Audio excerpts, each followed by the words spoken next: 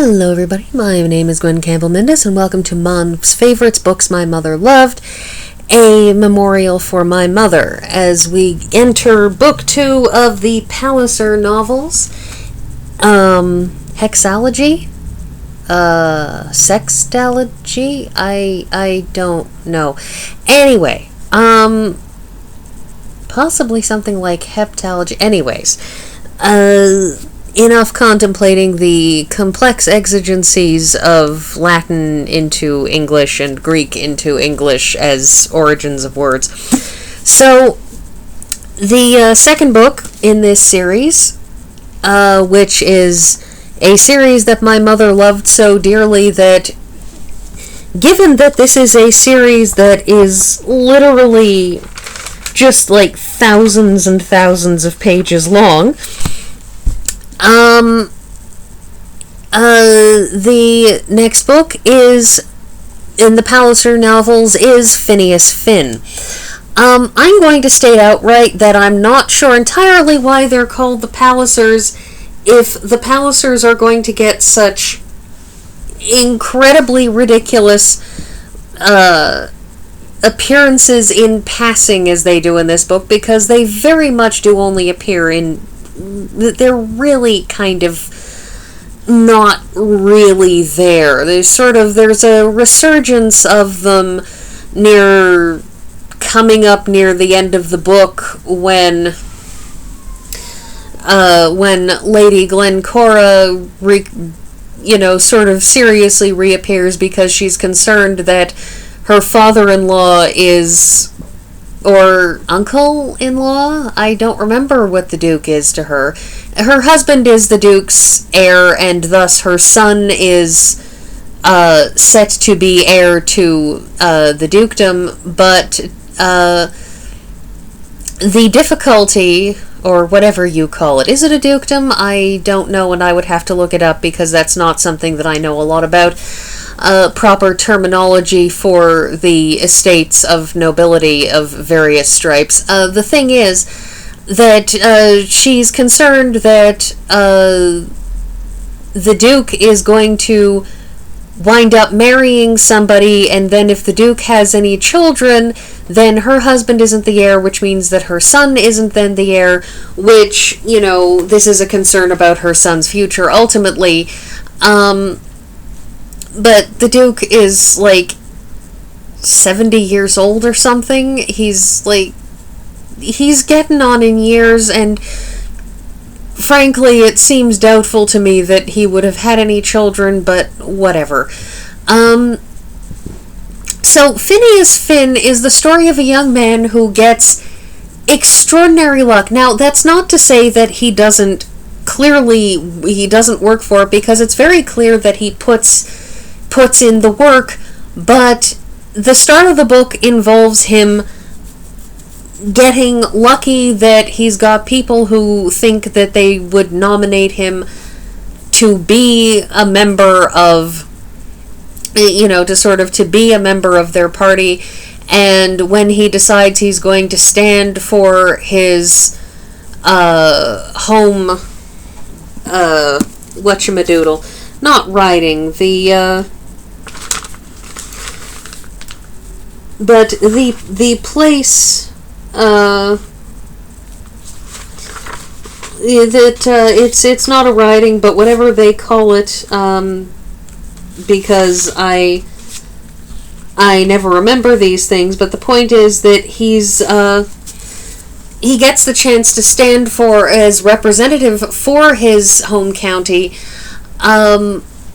because luckily the local nobleman has decided that he's going to give up his seat in Parliament and would rather hand it over to young Finn than somebody that he really, really dislikes. And so even though he and Finn are on opposite ends of the political spectrum, he's willing to sort of fork it over. So Phineas gets to be in Parliament, and he winds up very quickly making all kinds of friends with people, and when a particular bill passes that basically means that he can't sit for where he was anymore, and the old local earl has decided, well, I'm going to hand this over to my brother because I like him better than you anyways. Finn is basically handed another seat in Parliament by a very good friend, and, in the due course of events, he manages to get himself a position in cabinet. He works hard, but he's also, as noted repeatedly in this book, he's very, very good at being charming. He's very good at being the precise right degree of humble. He's always excellent company. He's polite. He basically manages to ingratiate himself to everybody in London society.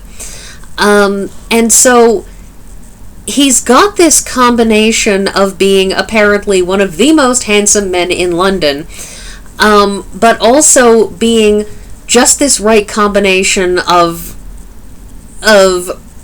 sort of projecting both humility and as well as confidence in himself that allows him to charm absolutely everybody so that everybody wants him there. And after a couple of failed tries at, speaking up in Parliament, he finally manages to sort of pull himself together and actually start talking.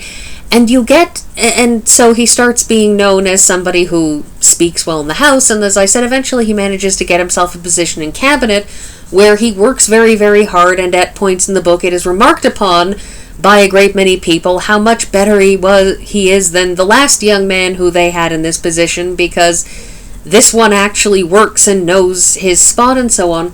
But he learns, to his dismay, the problem with being part of a political party. And that is, you choose your political party because it, for the most part, aligns with your own belief system. This is why, if you are in the United States, you would join up with the Republicans or the Democrats. If you're in Canada, you will join up with the Liberals or the Conservatives or the NDP or the Greens. Wherever you are, you will join up with a group of people and you say, okay, this is the group that best represents my political opinions, my social opinions. This is a group that will support the political and social agendas that I believe in the most. But once you are part of a party, you have to submit to the party whip. That is, you have to vote on party lines. That's part of the point of a party, is to be able to say, everybody in this party we know is going to vote that-a-ways. And this creates a problem for him eventually, because at first he's saying, this is great, I'm getting £2,000 a month, which, don't forget, this is a book that is written taking place in the 1800s, and £2,000 a month is a remarkably good living at that time.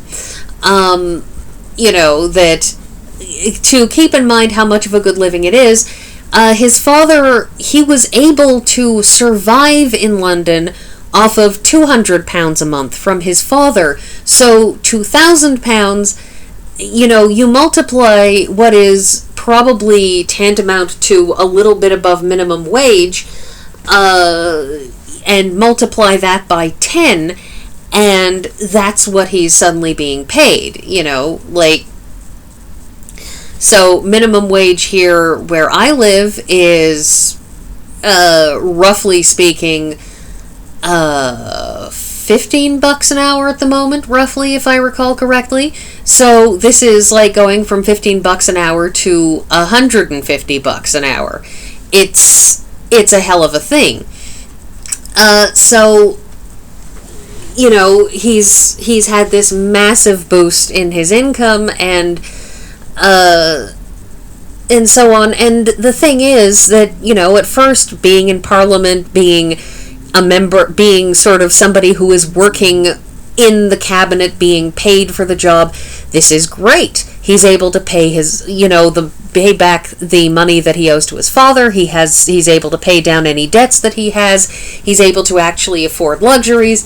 But he runs into the problem, which is that Phineas Finn is from Ireland, and one of the problems with being part of the institution there is that there's a couple, the issue of tenancies in Ireland and making sure that if somebody owns, tenant land in Ireland, the people who should be getting the money from rents in Ireland should be the Irish, and he can't help but come out in favor of a bill that is based on the idea of doing that because he is Irish. And he finds himself in the unfortunate position of having to say, either I vote along party lines and agree with everything, in which case I'm voting against something that I am immensely for, or else I vote for this, but then I have to break with the party, and that means I will have to resign. I will have to resign my seat, because once you break with your party, once you vote against that, your party can't trust you anymore. You're a maverick, and you've stepped away from it, and it forces a party to discipline you. And so in the end, he's forced to give up everything that he's worked for, that he's, done so much to achieve, and in the end, he has to give it up. And at the very last moment, you see, one of the things that he could have done, he would have to have stepped out of cabinet. He could have run for office again. He could have tried to land himself another seat in Parliament, but the problem is that he doesn't have money. Once he's out of the cabinet, he doesn't have an income. And Madame Goesler, who is a German woman who has taken up residence in England and is a wealthy widow and is still young enough to want to remarry and winds up falling in love with Phineas Finn, as do several women, actually. She's wealthy enough that if he had married her, he could have basically turned her wealth to letting him succeed.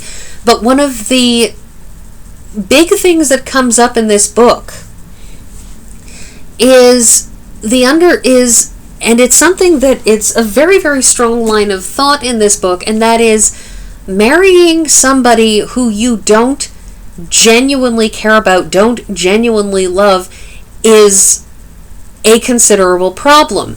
And we see this right at the start when Lady Laura Kinney, who Phineas he falls in love with her early on in the book, and she basically, when he proposes to her, she says, I'm sorry, I accepted Mr. Kinney's proposal 10 minutes ago. The problem is, she didn't marry Mr. Kinney because she was in love with him. She married him because she thought it was a good social move, a good political move, a good climbing move, a good opportunity to, find a husband who she could join in playing politics. But her husband is very, very determined to be the man of the house, and he will not be led, and he will not be pushed, and he will not be, and will not be, and will not be. And Laura finds herself repeatedly squashed again and again and again by this man who is humorless and a stickler, and she realizes what kind of trouble she got herself into having chosen to marry him on so many purely strategic matters that she didn't pay attention to who he was as a person. Which, even if you're saying what has love to do with marriage, if you want to be able to manipulate your husband for success, you need to do that. And Phineas, in the end, he makes a choice, and there is some doubt as to whether it's love on his part, but it does really seem to be. But anyways, I'm down to my last 18 seconds, so I guess that's all I'm going to have to say about this book, so I will wrap things up here, and see you all next week.